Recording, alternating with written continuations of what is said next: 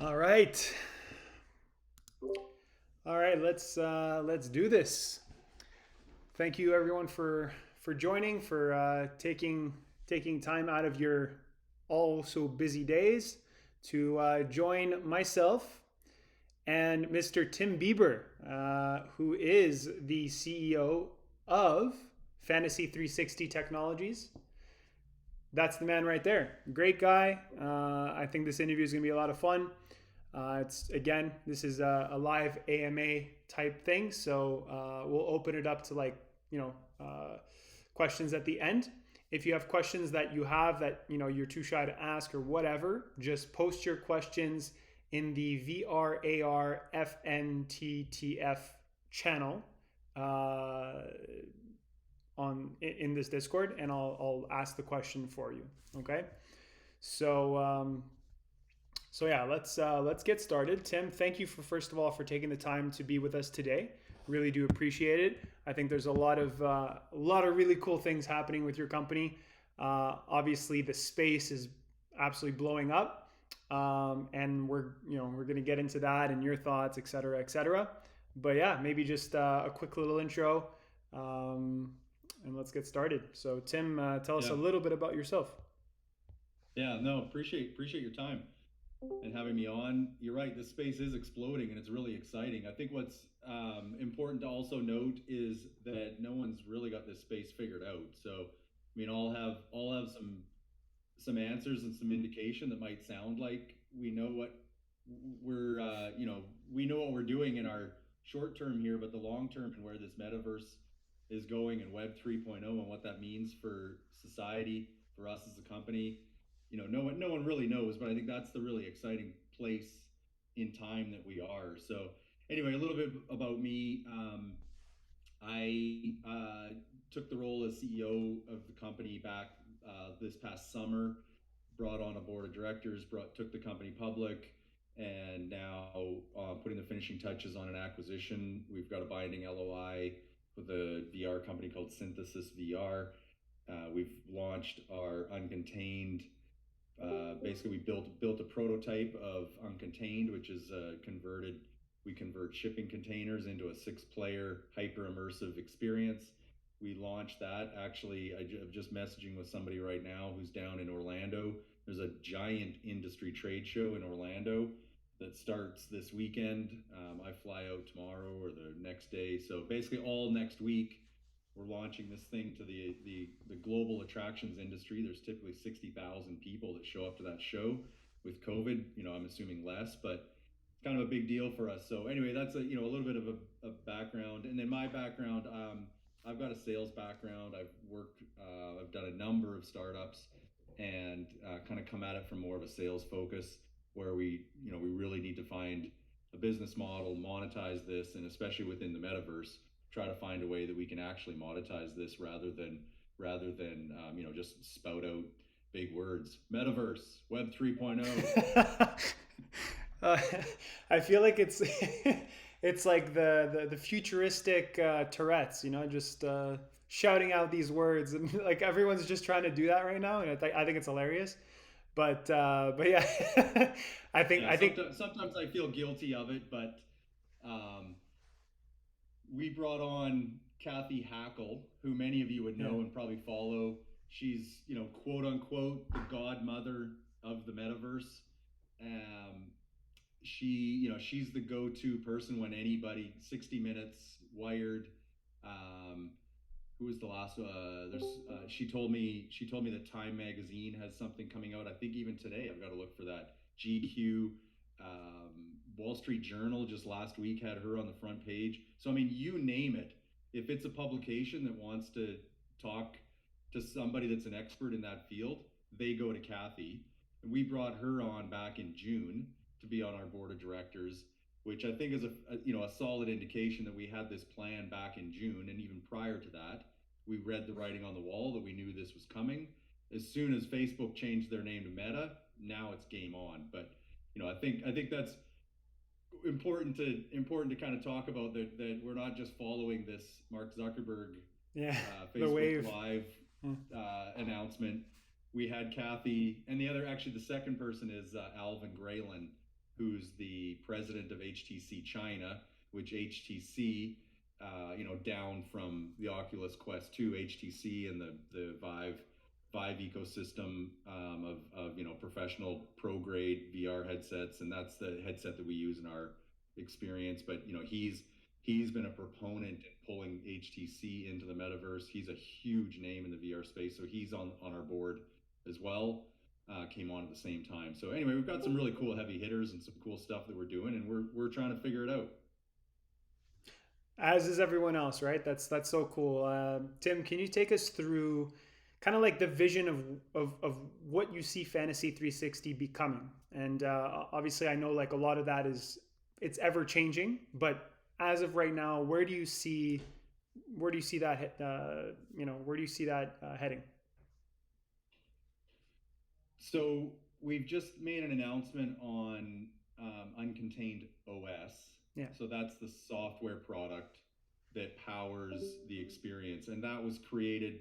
So the company dates back to 2017, creating escape experiences, and those escape experiences were all built on a Unity. They were all a Unity game platform experience, but you're in an escape room that's themed. Basically, these would be like real world metaverses. You step into an escape room, and then all of the displays that are in the room kind of walk you through the experience. So we were kind of creating these experiences with a proprietary software application that would allow the PLC commands from our control system to talk to Unity and vice versa as you're picking things up, pushing buttons, switches, levers. They're highly interactive.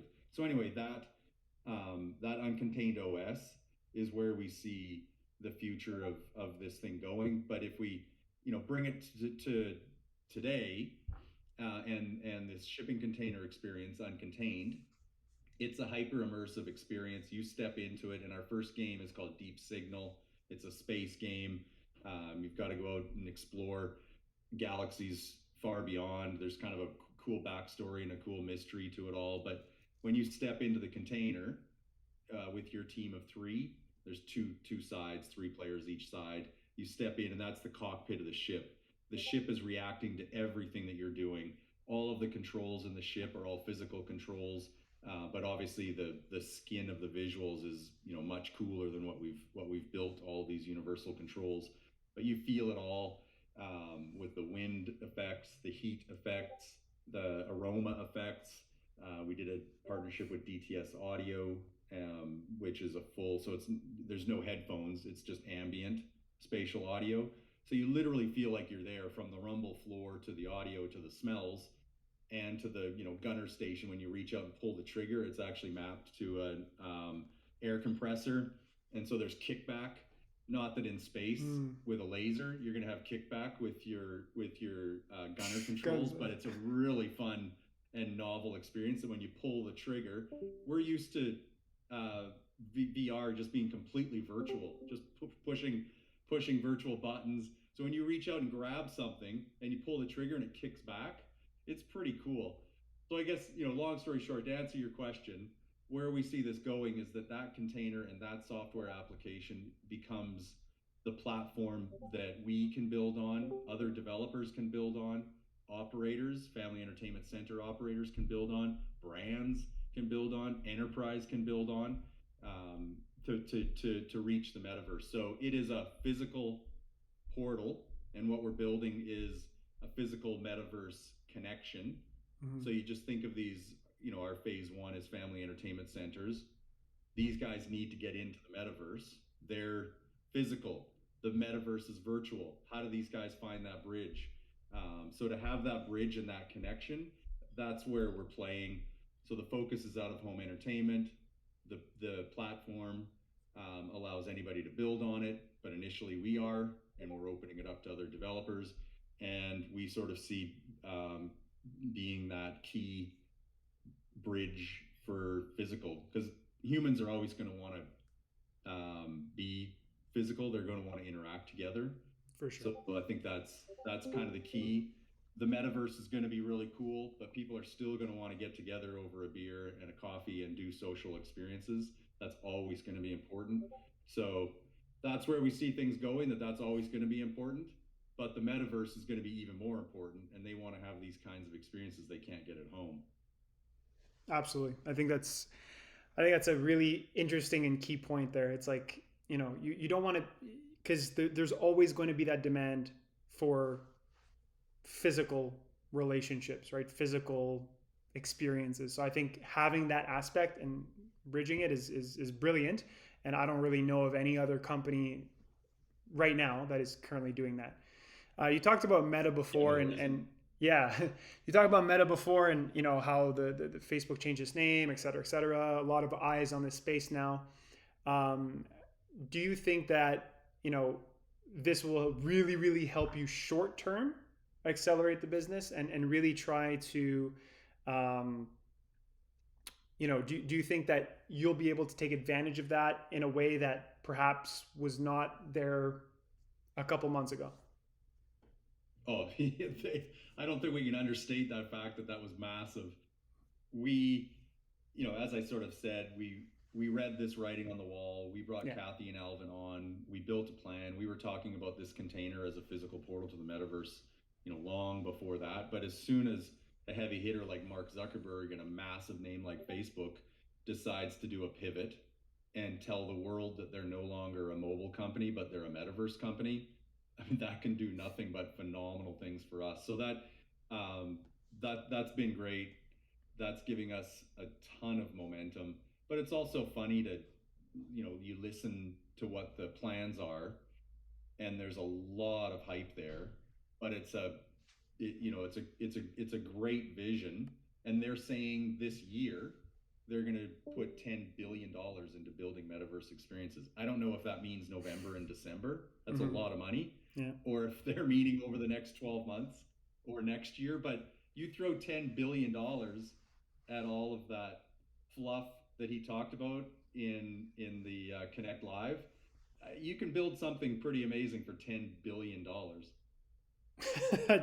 Yeah, that 10 billion goes a long way. So I don't, I Yeah. don't, I So don't now, doubt it. we're kind of talking rising tides floats all boats Yeah, scenario, um, but yeah, no, it was good news for us. It was good news for the metaverse. It was good news for Web 3.0. It's going to accelerate a lot of things.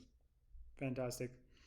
Um, I have a question here. Can you use your software beyond uncontained, such as AR glasses or on the phone?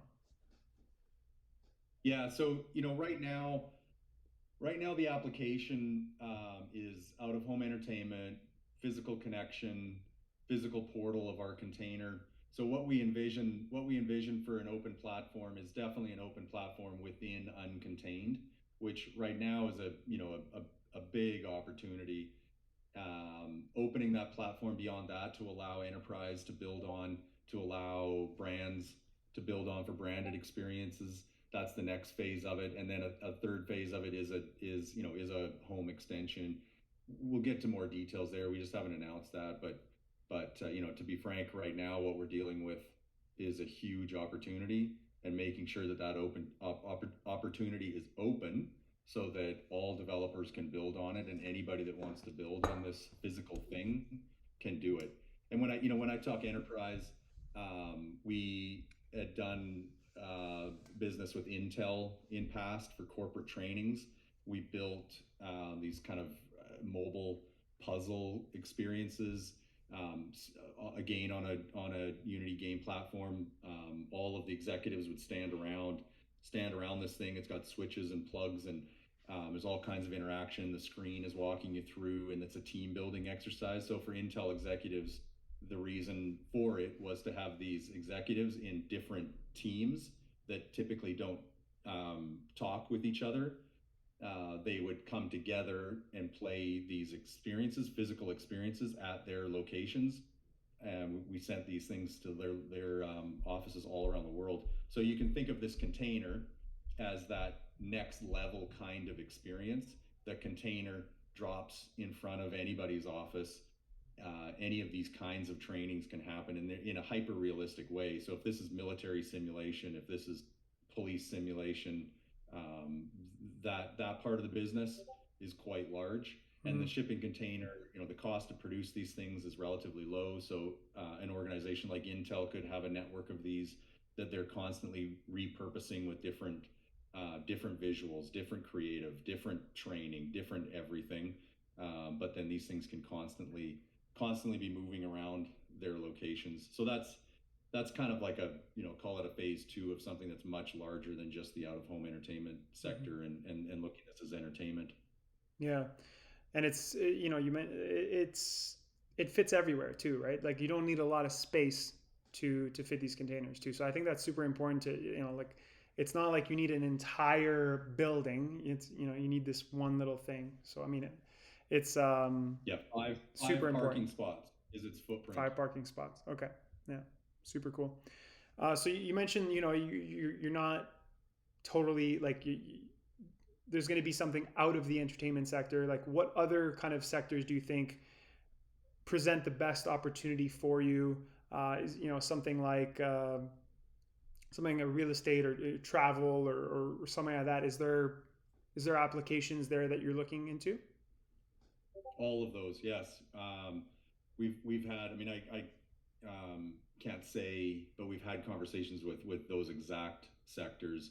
But back to that Intel example, I think so. Initially attacking the out-of-home entertainment Yeah. space, I mean that's huge. In the U.S. alone, there's 28,000 operators from small arcades, bowling alleys, family entertainment centers, all the way through to resorts and casinos.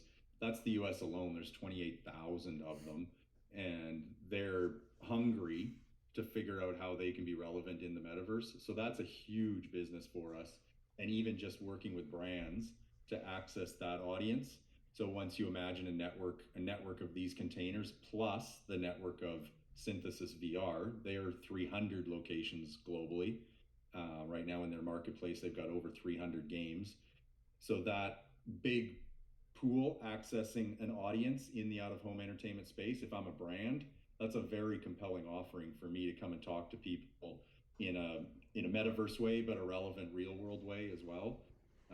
But then so a lot of the things that we also did with brand activations, and that a lot of that business is actually coming back now, which another division of our company is picking up on that business. Will continue to do that. But one example was Bayer Pharmaceutical shows up at events, and those events, it's obviously a lot more interesting to talk to a Bayer Pharmaceutical if you've got a shipping container with a 3-room escape than if you've got a tent and a table and a brochure. So that execution, we did that in 2019. So that was literally a 3-room escape. Inside, it was an undersea laboratory, a submarine. So when you step in, it was themed, and this was before we were doing the VR. So this was literally themed this way. You step in, you're in an undersea laboratory, you're walked through a whole kind of game mission. You've got to solve everything. You're unplugging things, you're pushing switches, you're picking things up, you're controlling an underwater drone submarine that goes out and grabs samples. The samples actually come up in through a console.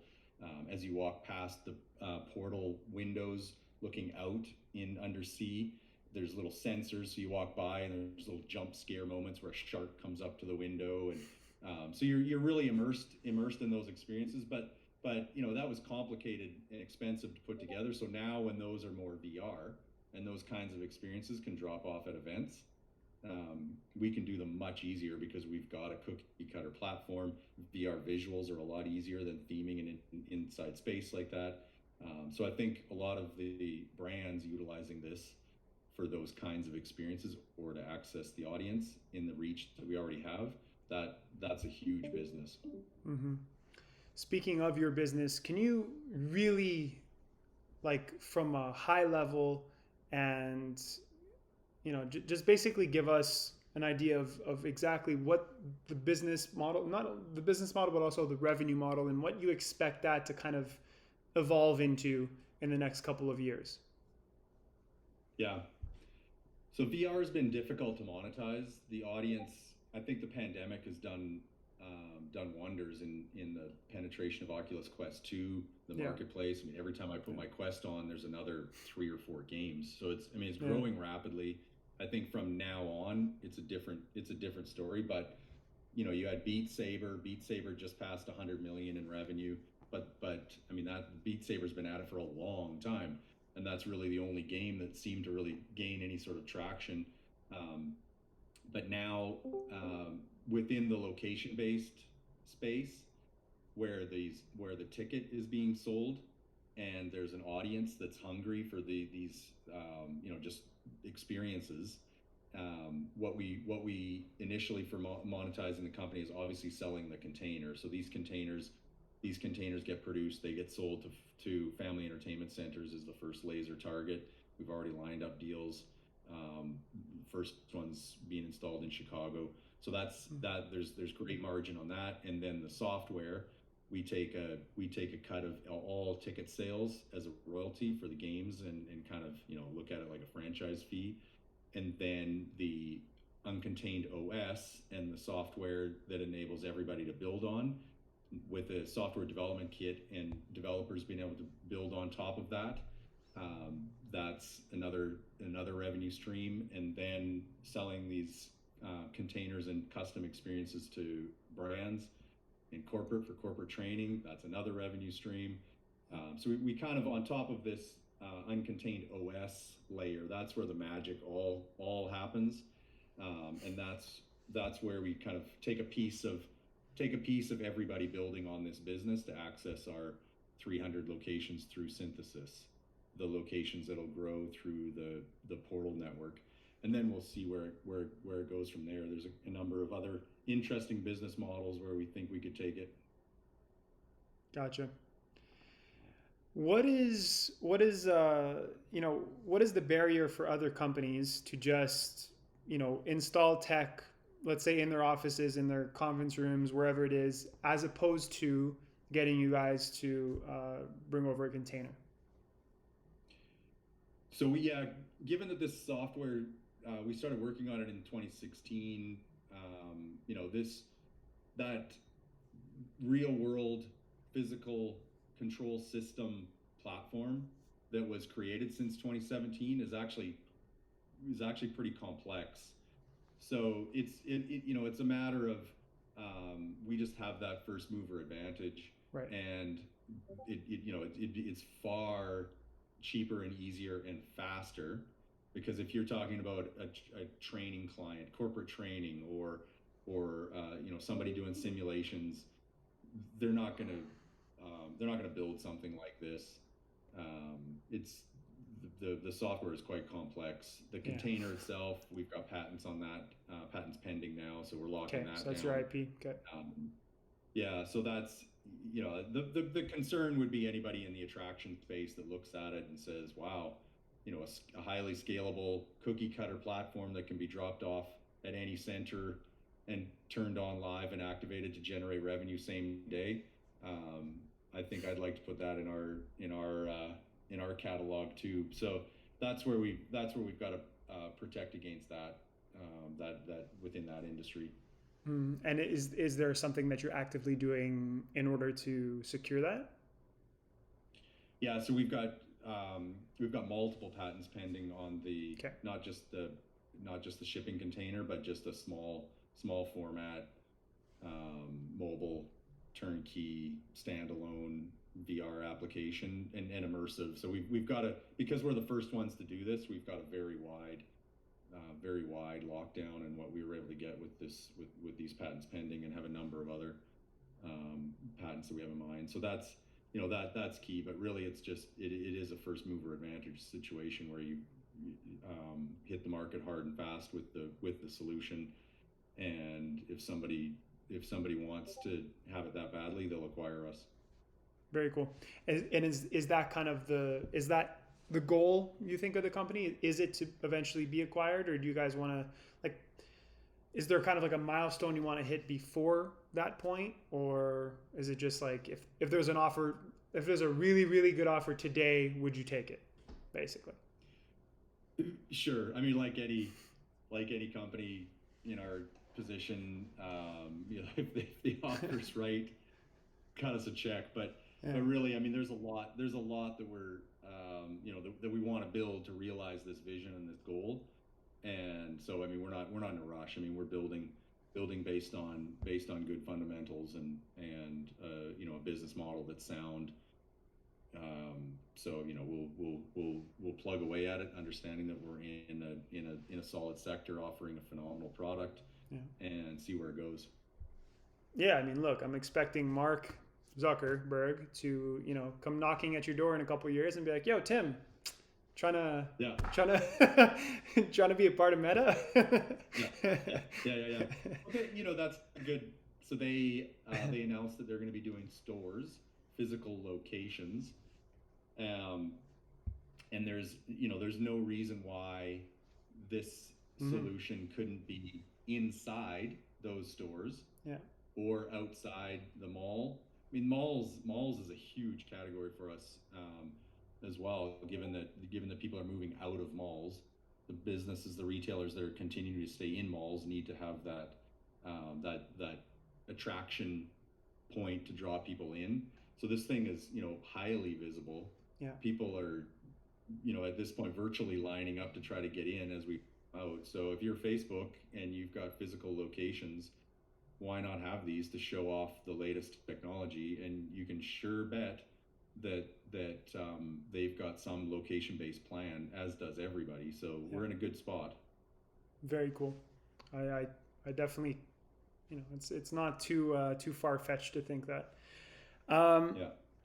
Can you comment and perhaps give your thoughts on maybe direct competitors and other Canadian or American, actually, whatever, small cap companies right now in the AR VR space, such as Nextech AR and Imagine AR and et cetera, et cetera. Can you kind of take us through those and maybe compare yourself a little bit to them? Yeah, those are about the only two. What's exciting about this space is that they're just in small cap. There really isn't a lot of investments that you can make in VRAR, in now Metaverse. I mean, everyone's kind of repositioning around Metaverse, and building out their solutions. So I'd say we're laser focused right now on VR, and VR experiences is kind of the I like to call the tip of the spear in just penetrating into Metaverse, because Metaverse is obviously going to be immersive. The technology that we have right now that's immersive is VR headsets. The technology down the road that's going to take Metaverse and Web 3.0 to a whole new level is going to be, a glass. It's going to be some AR. It's going to be a mixed reality layer of the world. That's where we can really come to, as our board member Kathy Hackle says, the convergence of physical and digital. So these guys that you mentioned, I mean, they're well positioned in the AR space. The AR space has been a real struggle, because really the only application for it, from my perspective, is brands and a phone, and that's just not the magic of AR. So it just has a little bit longer to go before those companies and those applications really start to explode. But right now, and forever, immersive VR experiences are what are going to take us into the Metaverse, and are going to be that. I like to reference Ready Player One. That was a VR headset. That was a complete immersive VR world, and that's a really cool. The Oasis is a really cool parallel to what we're feeling like we're collectively building as a Metaverse. So, I like those guys. I like the way their stock is moving. I like that they're looking at a long game of AR.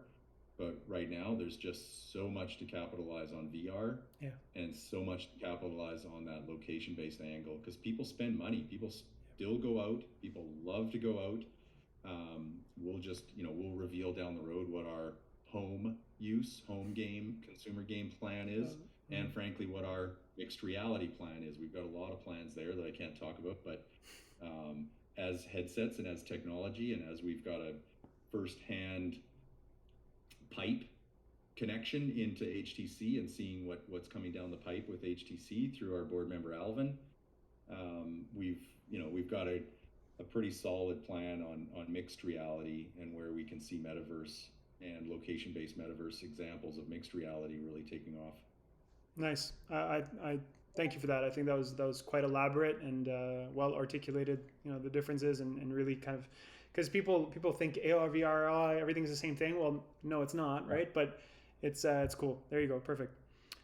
Awesome. So what about I actually kind of want to just get like your thoughts on this metaverse thing and where. Not the company. Yeah. Just like let's just totally disconnect from the company, the stock. Like just totally disconnect from that, and let's just talk about the metaverse itself and like what that means to you, as well as what is it to you? Like what does it mean? Right. Where is it going?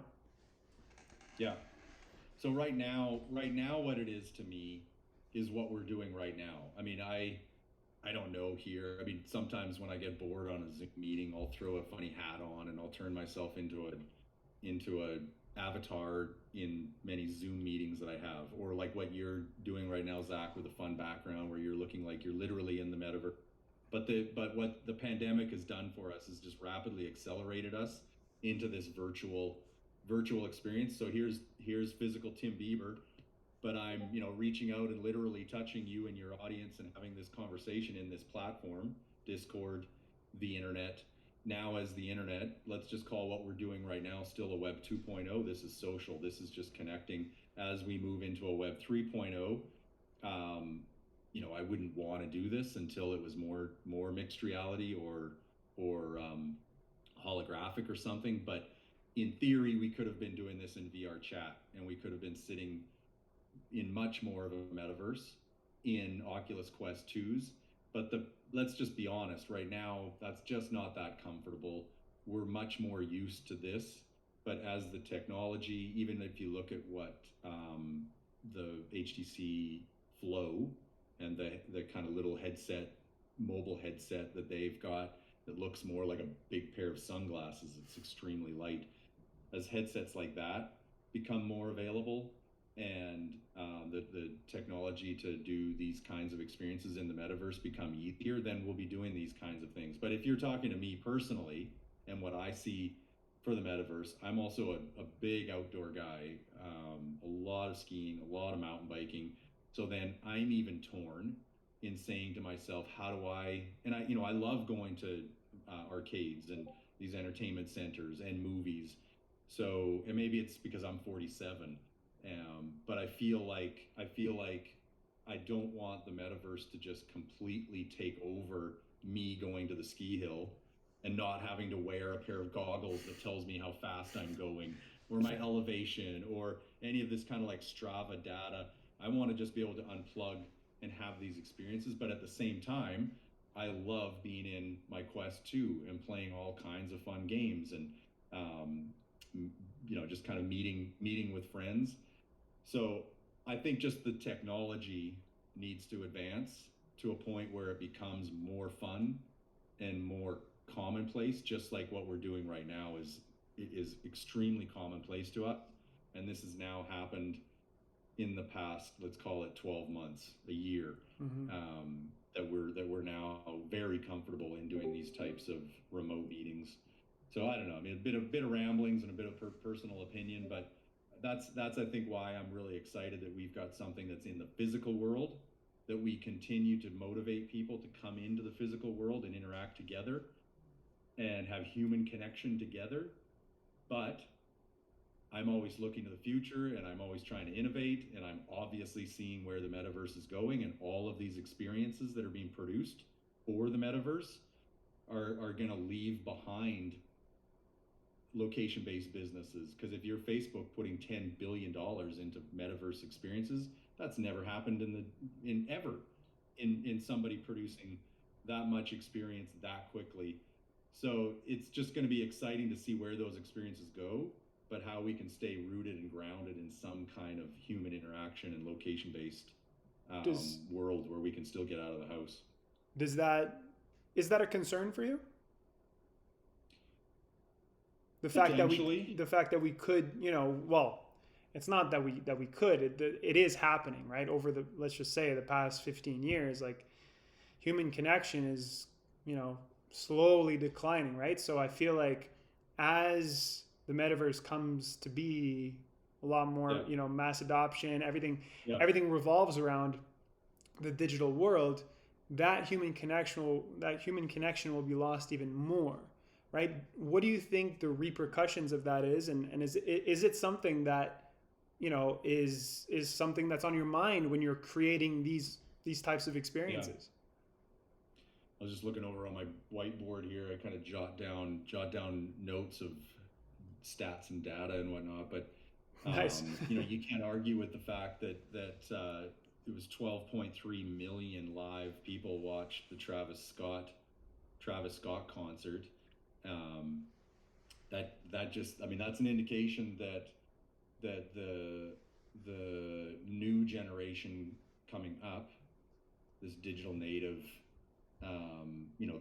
that's their reality. Their first concert, for let's call it half of that, 6 million people, that was their first concert. Yep. Whereas our first concerts were, obviously there was no such thing really in my age of 47. I'll date myself. When I was going to concerts, there was no, and luckily there was social media for my shenanigans to be posted on. But Yeah, it is lucky you. it is the reality. Um, but are we potentially losing that human contact, that real human element? That'll be what I think is the question that needs to be answered. And I think what we'll find is that as the as we know, as humans, as being social creatures of virtual social and social environments virtually, are not going to be the end all be all. So it's exciting now, and it's fun to jump into these 100% virtual experiences. But there's always going to be the demand for getting out with friends and having human contact. Perfect. Good answer. Um, yeah, I mean that pretty much wraps up my questions. Tim, if if you have like 5-10 minutes, I'd like to open it up for questions for anyone Yeah. here. I know there were a lot of questions that people had, so if you want to speak up and ask questions that were not addressed in this interview yet, please feel free to just unmute yourself and ask Mr. Bieber over here.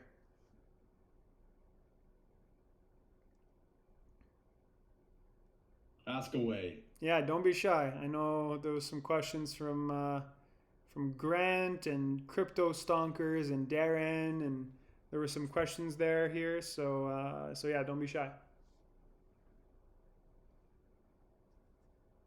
Going once. The crypto side of this. So we've talked a lot about us accessing a metaverse that we're creating, and a network of games. So let's say 300 some odd games from Synthesis VR that will work in our container and across their existing network of 300 locations, which we're looking at those as portals. But really what we're talking about is the tip of the iceberg as far as our metaverse. But what we haven't talked about at all, because I'm not necessarily prepared to, but what's driving Web 3.0 is blockchain, Of course. is an economy, is tokens, play to earn, Gems. NFT, Yeah, NFTs. Collectibles. and we're obviously seeing the valuations of blockchain games through the roof, and the popularity, not only just to play, but to buy their currency. So I think, if I was any of you guys, I'd be wanting to ask me that, but I'm not sure how exactly I want to answer it, other than it's part of part of the plan of being a true metaverse play is Creating and your that's so you want to create your own economy within your metaverse, basically, is what you're saying. Correct me if I'm wrong. In a way, but we want to be careful and authentic with. It's we could create a UNC currency very easily. We could do an NFT drop, but are people going to care? Like, do we have an audience, a community that cares about it? How can we tap into the right way? So these are the things that we're wrestling with right now. But anybody in that's professing to be in this metaverse space is obviously wrestling through these things.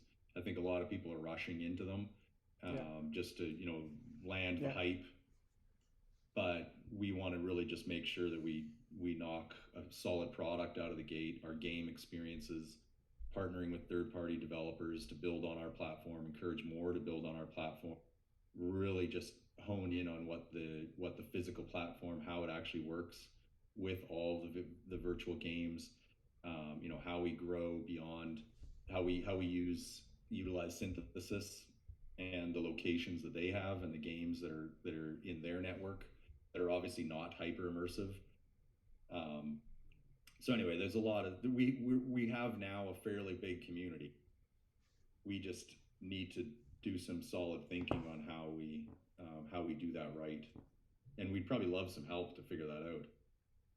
Hey, Tim, have you guys been caught up in the chip shortage issues or anything like that? That's a phenomenal question, and I just got word yesterday that we've been starting to stockpile containers with that issue in mind. The benefit is that we use a 40-foot high cube. The difference with the high cube is it's 9'6" in height versus the standard shipping container is 8'6" in height, and the standard shipping container is what is in uber high demand. So luckily for us, because we need extra headroom when people are in there and running all the cabling and the heaters and fans and everything, we've actually, without knowing it, built ourselves into a shipping container platform that doesn't seem to have these issues. Early on, it kind of was, and now it's apparently we're competing with bit miners. Apparently, the shipping containers are being used to set up computers and sit in wherever. And so anyway, that's a smaller demand than the actual logistics space. So that's positive news for us. Are these trailers powered up with like gensets, or are they powered up with power supply from companies? Or yeah, power supplies. So the easiest thing to do, and if I give an example, so the first client that we're delivering the first one to is called Autobahn Speedway. They've got a chain of indoor go-kart tracks in the U.S. The first location is in Chicago. They decided, even though this thing's highly mobile and sit in a parking lot in 5 parking spots, they decided that they were going to build a custom pad, bring it right up beside the entrance of the unit, just make this thing kind of a showpiece right when you pull into the parking lot and right when you see it, as it's kind of part of the building. So then in that case, it's a lot easier for them to just pull the necessary power and run it in. These things take 240. So the computers that we use, just the number of gaming PCs, we use Alienware. They've all got, I think they're RTX 3070 or 3080 graphics cards. I mean, these are high-powered machines that run all six of the headsets. So they take quite a bit of power. Plus, we've got 16 amplifiers that run the whole ambient audio system. So it's a 240-volt system at 200 amps. So a genset could run it, but it would have to be a fairly big one. But easier just to tap into the power of the FEC.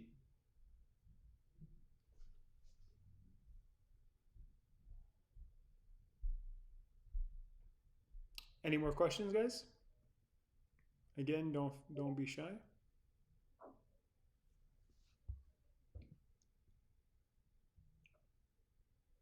I always ask this question: how much of your personal wealth is tied up in the company? Percentage. This, yeah, I mean, I'll be honest, not much. but a lot of time and blood, sweat, and tears. How about the rest of the people in your organization? So the company that's backed us, Victory Square Technologies, they own approximately, I think right now, based on the cap table, it's about, I don't want to say an exact number, but it's up close to about 80%. So they're kind of the main key stakeholders behind this thing that have invested a lot of money behind it. And I'm invested in it, more in time, but a full commitment. But that's a good question and a very valid question. Thank you. We'll go for another minute or two here, and then we'll say goodbye to Mr. Tim Bieber. So if you want your question answered, speak now or forever hold.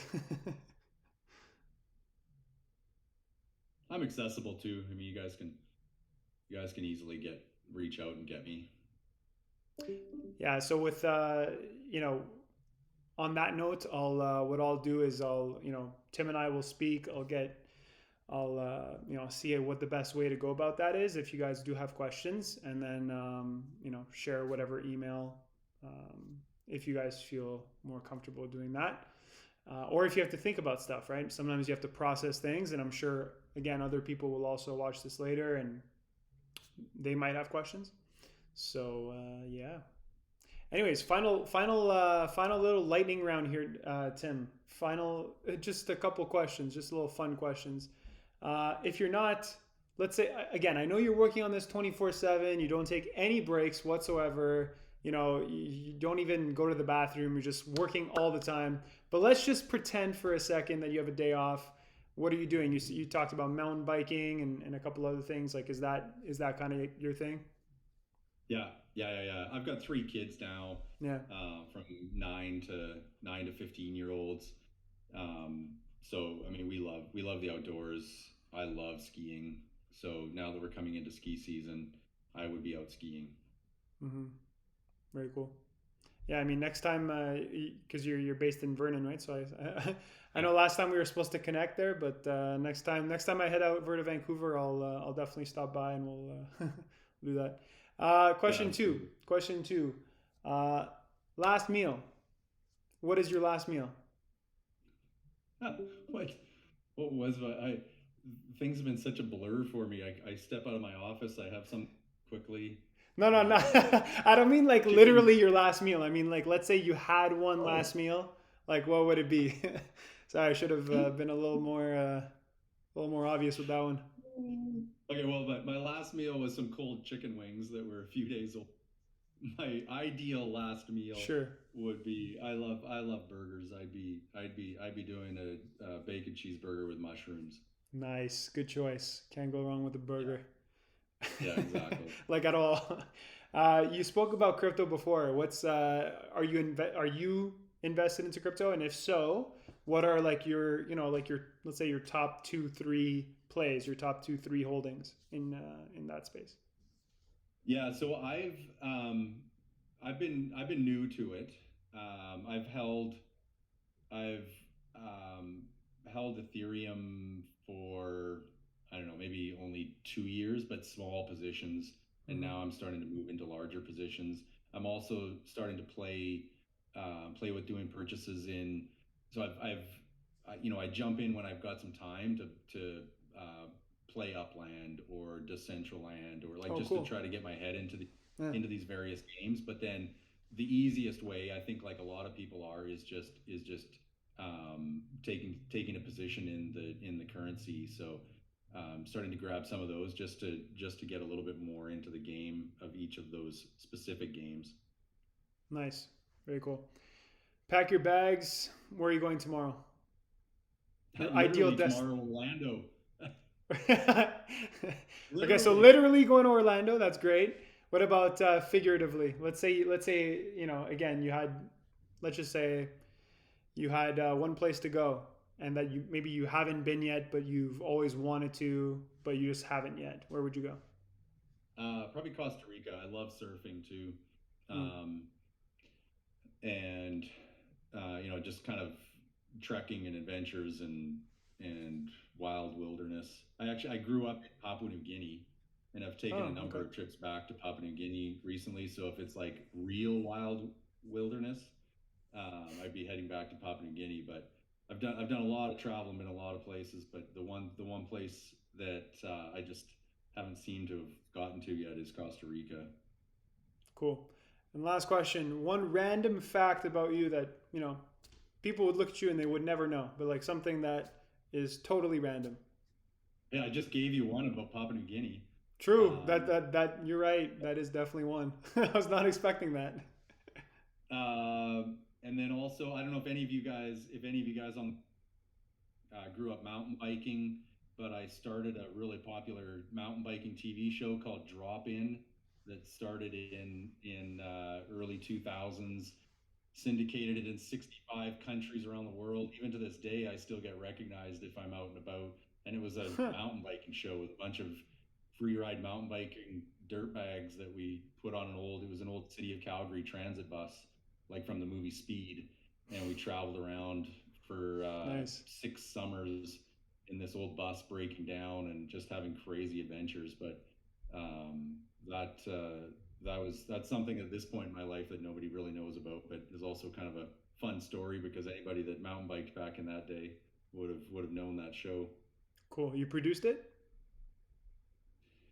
Invented it over a number of beers one night, watching TV with buddies, saying this TV sucks.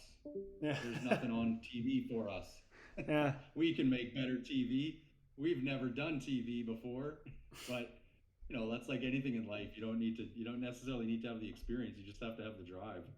Absolutely. I think that's a great way to end the interview right there. You don't need to have experience. You just need the drive, the passion, and the dedication to getting shit done. Right. So yeah, you're just getting shit done. Totally. Yeah. Yeah.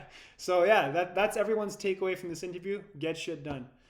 Anyways, Tim, thank you so much for joining us. Thank you for spending the time. And, I think everyone here got a lot of value out of this. And, we'll look forward to having you on a little more and following the company a lot closer. And I'm sure because of this interview, there'll be a lot more, there'll be at least a handful or a dozen of new investors that go buy VR AR stocks. So. Welcome you guys to the family. Yeah. We appreciate that.